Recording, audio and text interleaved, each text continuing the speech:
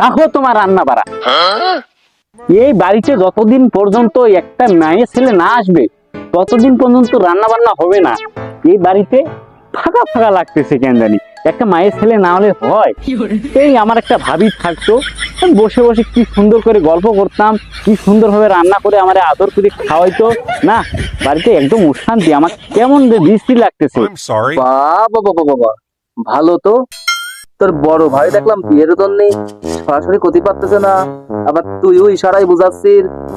তোরা দুইজন মিলে কি জোট বাঁধতেছিস? জোর বানবো কে?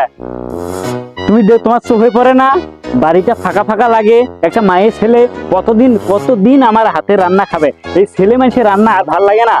কে, এতদিন তো তুই রান্না করতি। হ্যাঁ আমি রান্না করতাম, কিন্তু এখন আর পাবো না। হ্যাঁ, তোমার কি চোখে পড়ে না? এই পাশের বাড়ি করিমের ছেলে, ওরে আমি হতে দেখলাম। ও যখন শ্বশুর বাড়িতে যায় বউ নিয়া, আমার তখন কষ্টে বুকটা ফেটে যায়। বিয়ে করার শখ তোমার উতলায় উঠেছে না? থাক তোরা।